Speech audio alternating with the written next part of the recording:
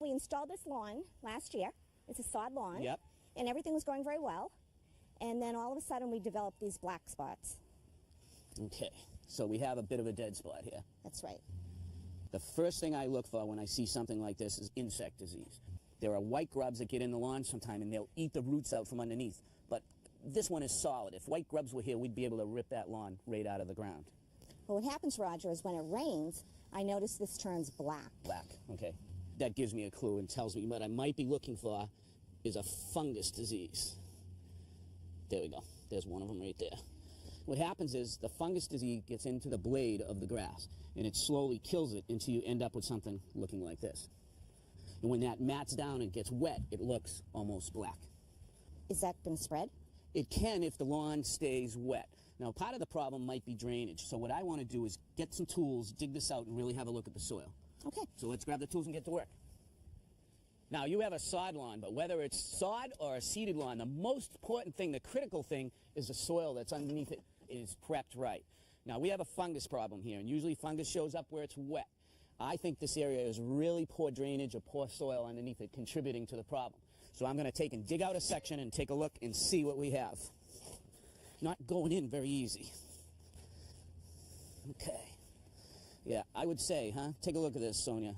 We've got a level where they put in a little bit of soil. See that right there? That's all stone dust. Oh. Okay, that stops the water from draining down any farther into the soil. So it's got this little bit of root system. The water comes in, floods it, leads to a fungus disease. What we're going to do is excavate out the poor soil and put in some good soil. What we want to do is dig out the dead area like that, about 6 inches deep. So we're just going to dig it out and throw it in the wheelbarrow. Okay. Go ahead, don't wait for me. My suspicion is that when they were building the walkway, they dumped a load of stone dust here. Now, stone dust is great for underneath the walkway. It really makes a nice firm base. But when they were done, they left the pile here. They didn't clean it up and take it away. They just put a little bit of soil on top and laid the sod on top of that. That's what's causing our drainage problem. Oh, hold on a sec. We have found irrigation lines. Now, I want you to be very careful digging around them because it's very easy to put a shovel right through them. All right? Okay. Oh, Sonia, I think we're getting pretty close. I don't see much of the stone dust left. I got a little bit to get out of here. But once that's gone, we can start putting in our good soil. Sounds good. Now, this is what I put under every lawn I install. This is a mix of topsoil, compost, and sand.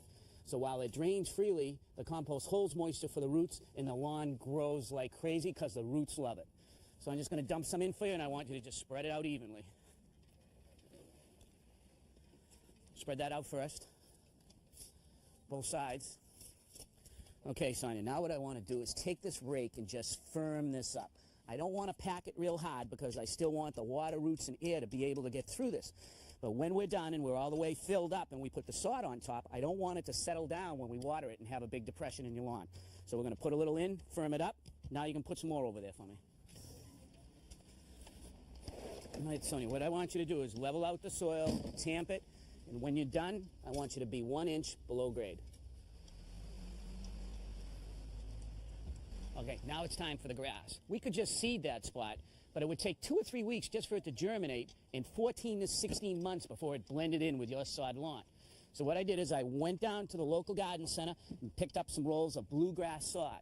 Now this is going to match in pretty much perfectly with the bluegrass sod you already have here.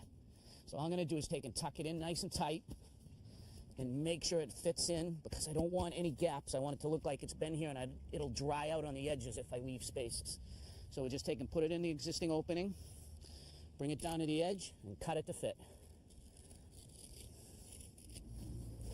Okay, so now we're going to take this piece, going to lay it in here. Now pull it right in tight, and literally just match it right in. Okay, perfect. See that? You can't even see the seam. Now come down the other end. Take and do this seam right in tight. And take and pat it down nice. Well, Sonia, the secret to a good sod job is getting all these seams tucked in so they don't show at all. So what do you think? This looks wonderful, Roger. You can't even tell it's a patch. No, it's like it's always been here. But what I need you to do is water this twice a day for the next 2 weeks. Well, I thought the problem was too much water. Well, it was before when the soil wouldn't drain. With all the work we did underneath, the water's going to drain through and the roots are going to chase right down into all that good topsoil.